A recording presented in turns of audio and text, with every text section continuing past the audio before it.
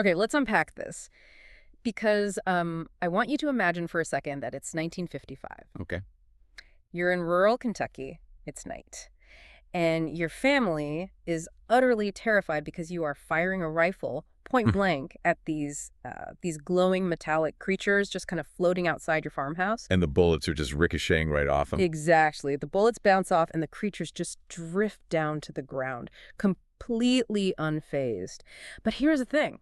1,400 years before that happened, Christian monks living in total isolation in the Egyptian desert reported fighting off the exact same entities. Hovering luminous beings that just totally defy physical reality. Right. So what if those mid-century farmers weren't actually looking at extraterrestrials? What if they were looking at the exact same paraphysical phenomenon that those ancient monks saw, just, wearing a different mask? It's a question that completely upends how we view reality.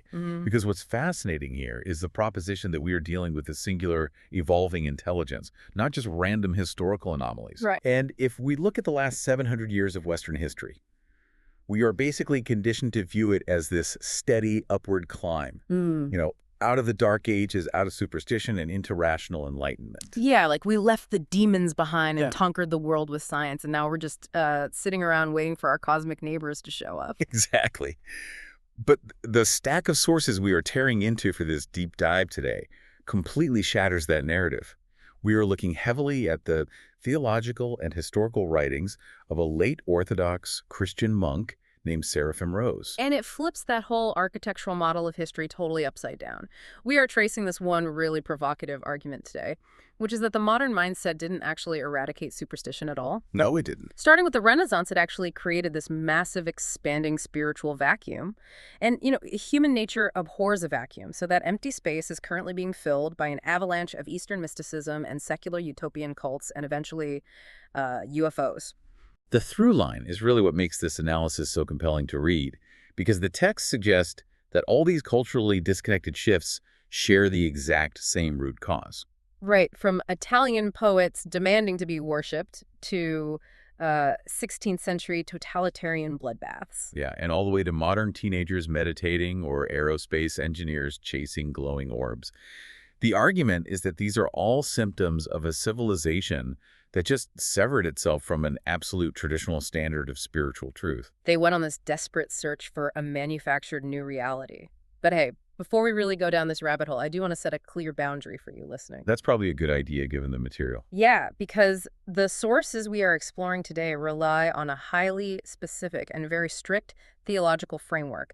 We're just going to unpack the author's argument step by step so you can see the mechanics of this worldview. Right, we aren't here to endorse these theological claims. No, not at all. Or take shots at anyone's personal belief system or mindfulness practice. Our goal here is purely to impartially map out this alternative and frankly pretty unsettling view of human history exactly as it's presented in the text. And to do that, you have to look at the trajectory of Western civilization through a very uncompromising lens. The author starts by establishing what the West allegedly lost. The baseline of normalcy. Exactly, and they use a specific historical anchor for this, a figure named St. Paul of Abnora. Okay. He was a traditional monk who lived in the absolute deepest isolation of the Russian wilderness. And the accounts describe him living in this state of just total undisturbed equilibrium, like he was interacting harmoniously with wild animals, almost like Adam in paradise. Right, and the crucial takeaway from St. Paul isn't just that he lived in the woods, it's his psychological orientation.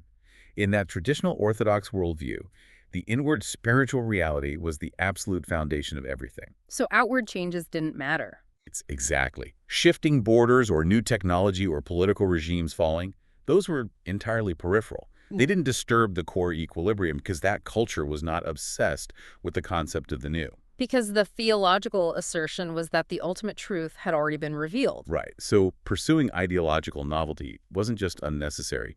It was seen as actively dangerous. But then the text shifts focus to the West, right after the Great Schism.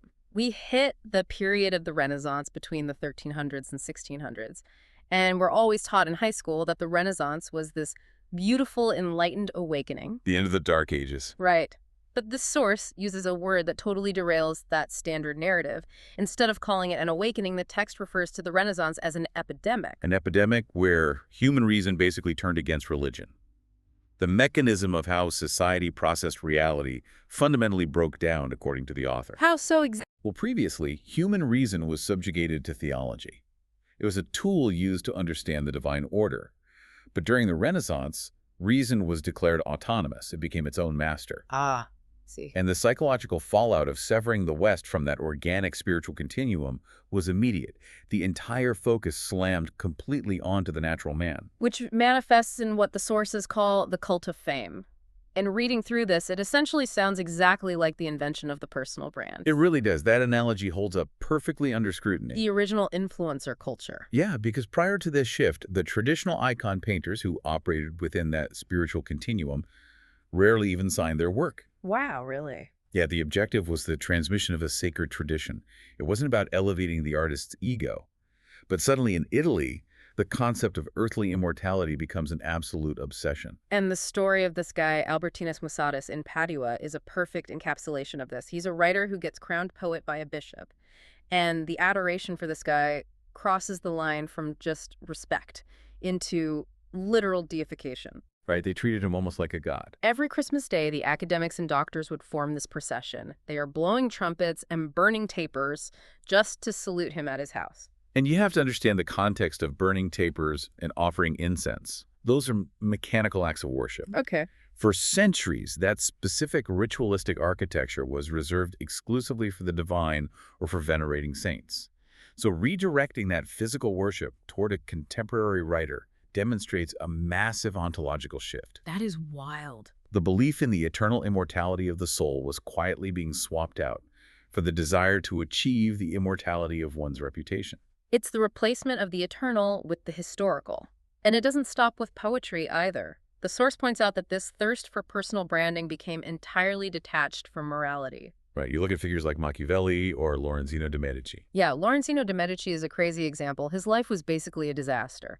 So he decides that the only way to secure his legacy is to murder his kinsman, the Duke of Florence. And he didn't do it for political gain. No, he did it purely so his name would be etched into history, which is just such a dark precursor to modern infamy. It exposes the fatal flaw in centering the universe on the human ego.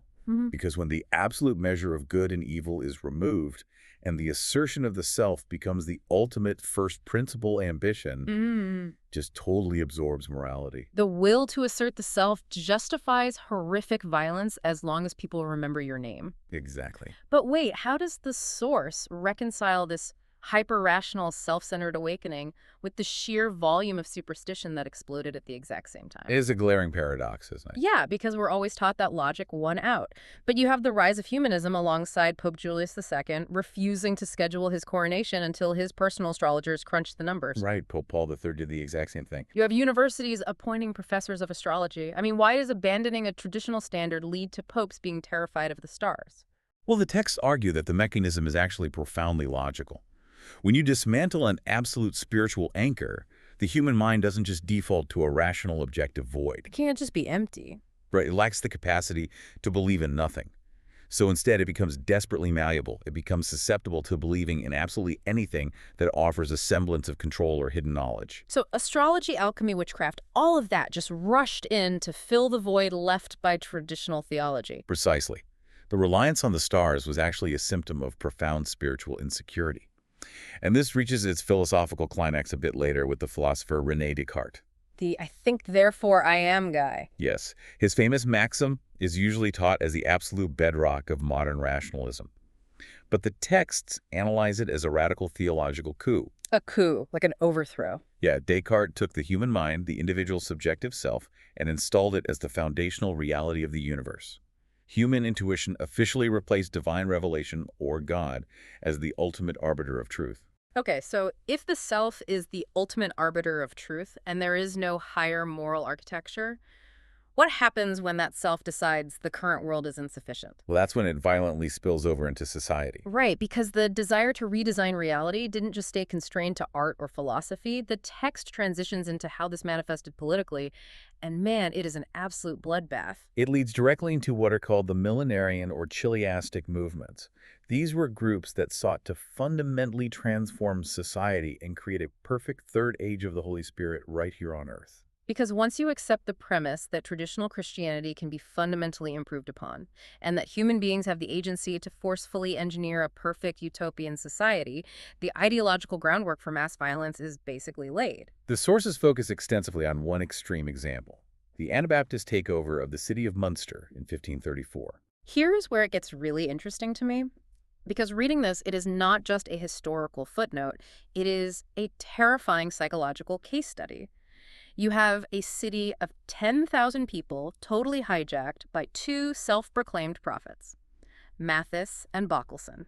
And the mechanics of how they assumed control read like a literal blueprint for modern totalitarianism. It really does. Matthes didn't just preach a new theology.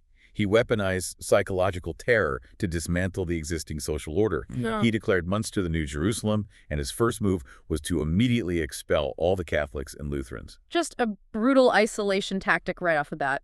But how do you take the remaining population and convince them to abolish all private property? How do you get them to surrender their gold to a guy claiming to be a prophet and submit to primitive communism almost overnight? By instilling an environment of absolute agonizing uncertainty. The texts detail how Matthes would lock dissenters in a church and just leave them there in darkness for hours. Just completely severing their connection to the outside world. Right. And then he would arrive with heavily armed guards, utilizing sensory dominance and the imminent threat of execution to extract their psychological submission. The objective wasn't really just to take their wealth. It was to break their individual will. Exactly. And he broke their connection to the past by burning the libraries. They literally dragged every single book except the Bible to the cathedral square and threw them into a massive bonfire. The total eradication of institutional memory. It's horrifying. But then Matthes gets killed in a skirmish and his lieutenant Bockelson takes over. And this is where the human cost of utopian ambition reaches its absolute peak of cinematic madness. Bockelson's actions demonstrate what happens when an ideology becomes completely unmoored from external reality. He falls into a calculated 3-day trance, right? Yes. Yes. And upon waking, he abolishes the city council and installs himself as king. And then, incredibly conveniently, a local goldsmith receives a revelation that Bockelson isn't just the king of the city. He's the king of the whole world. The literal successor of the biblical King David. I mean, you read about this guy and it sounds like a dystopian sci-fi movie, but this was 1534. He renames the days of the week, he renames the streets, he mandates what newborns must be named. He instituted mandatory polygamy, too. Right, and executed anyone who questioned the doctrine. And the most insane image is that while the city is eventually surrounded by a besieging army, and the population is literally resorting to eating grass and shoes, Bockelson is sitting on a towering throne draped in gold. Minting ornamental coins with his own face on them whilst people starve. The emblem on those coins is what really caught my eye, though. A globe pierced by two swords. That emblem is critical. It represents the violent conquest of the material world. The author draws a direct, unbroken line between the psychological mechanisms employed by Bockelson and the totalitarian regimes of the 20th century. Like communism and Nazism. Yes, the shared DNA between these 16th century cults and modern extremism is that foundational belief that achieving a golden age of absolute equality and perfection justifies the mass extermination of any ideological enemies. It is the frantic desire to force reality to bend to an ideology. When you shift the anchor of truth away from an objective standard and place it into the hands of a charismatic visionary promising a new system, the population just becomes entirely malleable. And that intense desire to conquer and manipulate reality didn't just evaporate when the Munster Rebellion was ultimately massacred in 1535. No, the drive to master the physical world merely evolved. It transitioned out of the crazy cult sphere and into the most respected institution of the modern world. It moved into the laboratory. Which takes us into the author's critique of the scientific revolution. Right, because the conventional wisdom we all learn is that science triumphed over the exact kind of madness we just saw in Munster. Science was supposed to be the cold, rational, objective firewall against magical thinking. But the source argues the exact opposite. It claims that modern science was birthed directly from the womb of mysticism, alchemy, and Pythagorean faith. Wait, so if I'm hearing this right, the sources are saying that the guys who invented modern science weren't actually cold, rational atheists. They were essentially wizards looking for a new magic system to control the universe. That is exactly what the text is arguing. The foundational figures of early modern science were deeply immersed in Platonism. They held this deeply mystical faith that the world is ordered by numbers. So the early scientific endeavor wasn't a pursuit of objective knowledge just for the sake of understanding? No, it was a pursuit of the hidden mathematical code. Because cracking the code grants you power. Science's true aim was power over nature. The Faustian bargain. Precisely. Hmm. Descartes explicitly articulated this vision of man as the master and possessor of nature. And the sources point out that Descartes wasn't formulating these ideas in a sterile rational vacuum either. He was heavily influenced by his own subjective mystical experiences. He actually recorded having a series of intense dreams where the angel of truth commanded him to trust his new methodology. Think about that. The father of modern logic, relying on a vision of an angel. This isn't the rejection of faith. It's a substitution of one faith for another. A faith in human capability to manipulate the material realm. The transition of Giordano Bruno really illustrates the danger of this ideological substitution, too. He was a 16th century ex-monk who fervently championed the Copernican model, heliocentrism, the Earth going around the sun. But he didn't view heliocentrism merely as a superior method for calculating planetary orbits. He weaponized it as the foundation for a new religion. Right, he looked at this massive infinite universe implied by the new astronomy and developed this mystic pantheism. He believed matter itself was divine, that the universe was infinite, and that human beings were just totally insignificant specks lost in space. And the theological critique of the Copernican revolution presented in these texts is incredibly nuanced here. How so? Well, the Orthodox tradition did not inherently oppose the mathematical model of the Earth revolving around the sun. The math is functional. You can navigate by it to explain complex movements. Orthodoxy doesn't really care if the Earth goes around the sun. The issue wasn't the geometry of the solar system, then? No, the issue is that science became a new faith. The author uses the phenomenon of a green forest to explain this. Oh, I like this analogy. A physicist can accurately describe the color green as a specific wavelength of light interacting with molecular structures and the human retina. That is mechanically true. But that mechanical explanation does not negate or replace the everyday subjective, lived human experience of walking through the forest and perceiving beauty. But the early proponents of the scientific worldview demanded that the mechanical explanation replace the spiritual one. Exactly. They used the Copernican model to forcefully shift the philosophical baseline. They asserted that because the Earth wasn't the physical center of the universe, humanity was spiritually dethroned. We were isolated and meaningless in a cold mechanistic void. They systematically stripped the physical world of its traditional spiritual resonance. But as we established earlier, the human psyche cannot sustain itself in a vacuum. It has to have meaning. Right. So by the 20th century, the West had engineered this incredibly sophisticated, technologically dominant society that was utterly barren of deeper spiritual meaning. Rationalism and cold Western Christianity proved completely insufficient to satisfy that innate human drive for transcendental experience. So suffering from this profound spiritual starvation, the West starts importing an entirely alien spiritual architecture. They look to the East. This takes us to the 20th century shift, the Eastern invasion. The inflection point is often traced to 1893 at the Parliament of Religions in Chicago. That is where Swami Vivekananda introduced the philosophy of Vedanta to a Western audience. And Vivekananda's message was basically a masterclass in psychological targeting. He looked at a Western culture deeply shaped by rebellion, pragmatism, and humanism, and he offered them a spiritual system that completely validated their egos. The core of his message was simply, "You are divine. Man is God." Which the source points out is the ultimate inversion of the foundational Christian narrative.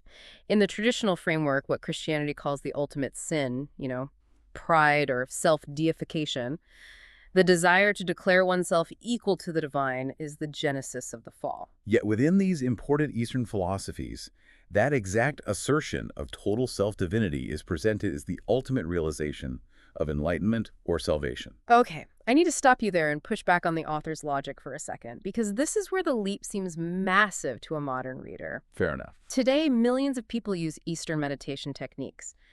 We treat meditation like it's just a mental health app, like brushing our teeth. We do breathing exercises to lower our blood pressure or manage anxiety.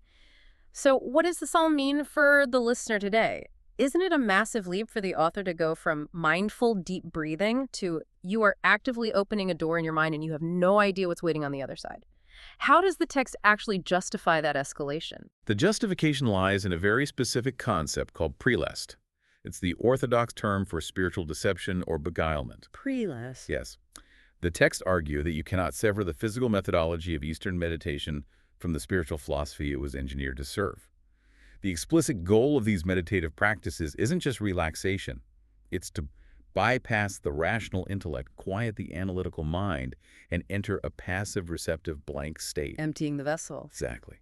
But the Orthodox theological warning is that the cosmic realm is not a neutral, benevolent energy field. In the fallen state of humanity, the entities that occupy the immediate, accessible spiritual periphery are demonic. So when a person intentionally disables their rational defenses and enters that passive state, they are exposed. Right? Without the rigorous protective framework of traditional asceticism and repentance, they become an open target for deceptive spiritual interference. And the illusion of grace is what makes it so insidious. The source doesn't deny that these practices produce profound results. It's not saying nothing happens. People chant a mantra or do tantric yoga, and they experience this blinding sense of peace or boundless sweetness or visions of radiant light. But that is the defining characteristic of prelest. The ancient desert monks extensively documented how demonic forces routinely manifest as angels of light. They provide these artificial spiritual highs designed to bypass a person's discernment. So it feels amazing, but it's a counterfeit. Exactly. The resulting experiences do not cultivate genuine humility or spiritual clarity.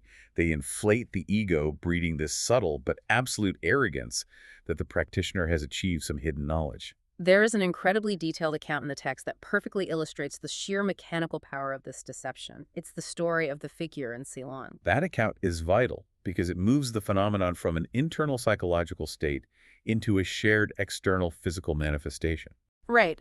This was recorded by a Russian Orthodox priest monk who was traveling by ship to Ceylon in the late 19th century. He accompanies a group of English tourists into the jungle at night to observe a local figure, a guy who practices advanced Eastern magical techniques. And they find this emaciated man sitting under a massive tree next to a smoldering fire. He doesn't even speak to them. The tourists are just sitting there waiting, and suddenly the physical environment begins to distort. The crown of the giant tree starts to melt and lose its sharp contours, and right before the eyes of the entire group, an incredibly detailed, massive illusion materializes. The tree is completely replaced by an expansive view of the ocean, and then a ship appears. And the detail of the illusion is the trap here. The tourists instantly recognize the vessel. It is the exact ship they had journeyed on. And the monk reports that the resolution of this illusion was staggering. He could see the deck, the intricate rigging, the sailors going about their work. He could see himself and the other passengers. Wait, he even noted the ship's pet monkey sitting on the mainmast right. Yes, down to the pet monkey. The tourists are absolutely captivated. They're gasping in amazement at this trick. But the monk's reaction is entirely different. He registers a sudden terrible alarm. His traditional spiritual conditioning recognizes that the physical laws of reality are being manipulated by a hostile, unseen intelligence. He realizes the entire group is being subjected to a powerful, demonic, hypnotic overlay. And to break the overlay, he doesn't shout or try to physically disrupt the faker. He simply begins to internally recite the Jesus prayer, Lord Jesus Christ, have mercy on me. Just the repetition of the foundational anchor of his theology. And the mechanical effect of the prayer is instantaneous. The monk describes the sensation of invisible chains suddenly dropping away. The massive detailed illusion of the ship wavers distorts and it's just blown away like smoke dissipating in a sudden wind. The tree solidifies back into a normal tree, and the fakir immediately collapses forward, completely drained of energy. And as the monk turns to leave, the fakir glares at him with an expression of pure, concentrated hatred. So we have a literal battle of spiritual mechanisms right there. The fakir uses a technique to forcefully impose an illusion onto the minds of the observers, and the monk uses a traditional prayer to sever the connection. If we connect this to the bigger picture, that perfectly dismantles the pragmatic fallacy that dominates modern spiritual seeking. Right, the pragmatic fallacy argues that if a practice yields a result, if it works, it must be valid and fundamentally good or divine. And the 1970s counterculture, disillusioned with institutions, totally bought into this experiential truth. If it works, it must be true. But the fakir's technique undeniably worked. He successfully projected a shared hallucination. But the Orthodox framework insists that just because a spiritual trick works doesn't mean the power animating it is good. And as the 20th century progressed, this desire for effective, subjective spiritual experiences exploded into the mainstream. We see the massive cult movements of the 1970s. The Hare Krishnas taking over the streets of San Francisco. Right, or the Millennium 73 event. You have a 15-year-old guru named Maharaj Ji filling the Houston Astrodome with thousands of teenagers completely convinced he was the incarnate Lord of the universe. The author views these movements as the inevitable consequence of a society that burned down its traditional theological architecture. And perhaps the most dangerous manifestation of this, according to the text, is the attempt to synthesize these opposing systems. Like Christian Zen or transcendental meditation mixed with Christianity. Exactly. The sources view that as an impossible, highly dangerous syncretism. It actively invites prelest into the sanctuary. So the progression here is terrifying. We start with the internal desire for personal fame in the Renaissance. We move to the physical manipulation of society in Munster. We move to the mathematical manipulation of the cosmos through early science. And then we invite the unseen spiritual realm back in through Eastern mysticism. But the phenomenon doesn't stop at the edges of the mind. It breaks back into the physical world. And that brings us to the most jarring assertion in the entire analysis. UFOs as modern demonology. To comprehend how the authors categorize the UFO phenomenon, we have to look at the psychological conditioning of the 20th century.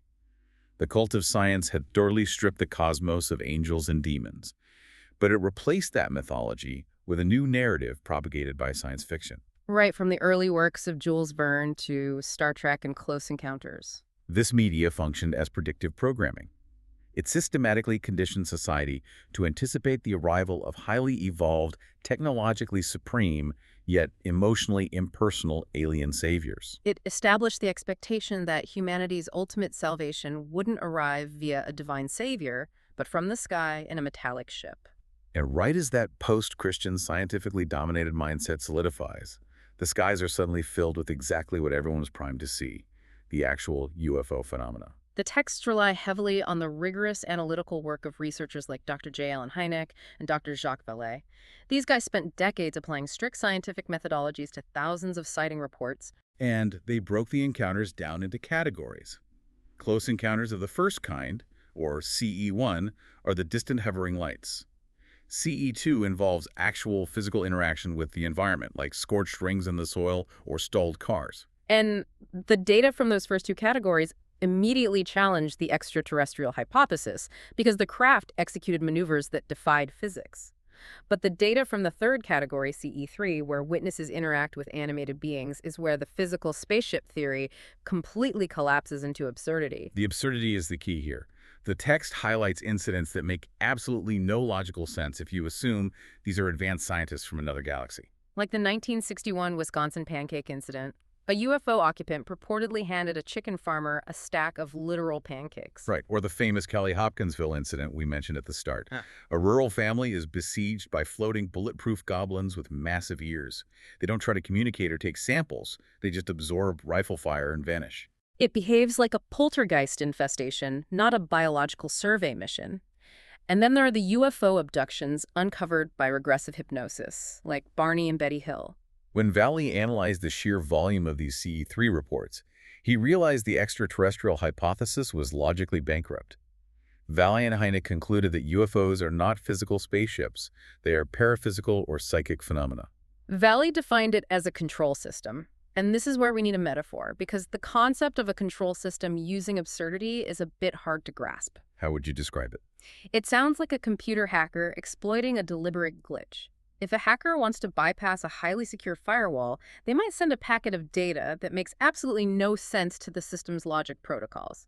The system encounters the absurdity, its normal processing freezes the firewall, drops for a split second, and the hacker implants the virus. That is an exceptionally accurate translation of Valley's theory. He posited that the sheer irrationality of the UFO encounters the pancakes, the floating goblins, is a calculated psychological technique.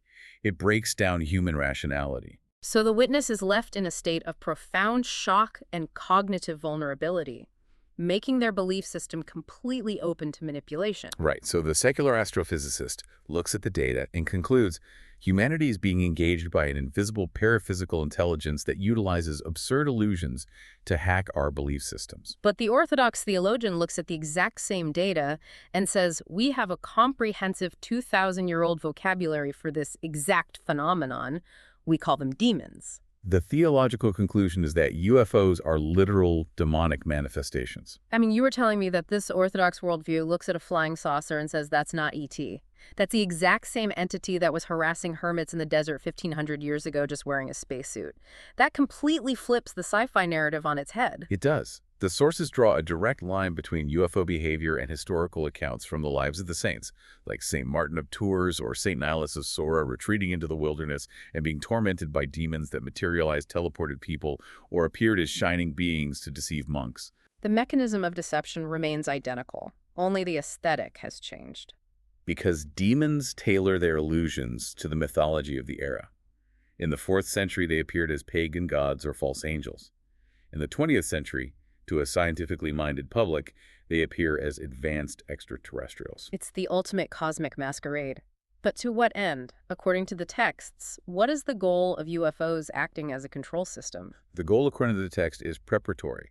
It's preparing mankind to accept an Antichrist figure who will arrive with signs in the sky. Wow. This raises an important question about human credulity.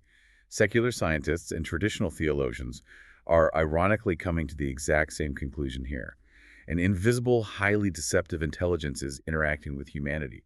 The only difference is the vocabulary they use. When you lay all these puzzle pieces out, it forms an incredibly cohesive summary of this deep dive. We traced a line from the Renaissance's exaltation of the individual self to the utopian bloodbath of Munster to the mystical ambitions of early science. And then to the importation of Eastern cults, and finally to skies filled with deceptive lights. The through line is humanity's relentless search for a new reality once the traditional ancient spiritual grounding was abandoned.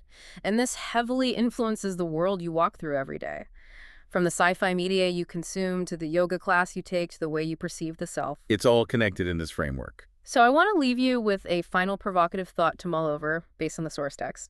The author warns that the greatest deception isn't going to look evil. It's going to look exactly like what we've been conditioned to want. A peaceful, advanced, enlightened solution to all our earthly problems. A literal angel of light. Right. If a literal angel of light or a benevolent alien savior landed tomorrow offering world peace based on everything we just unpacked, how would you know if it was actually here to save you or if it was the ultimate illusion?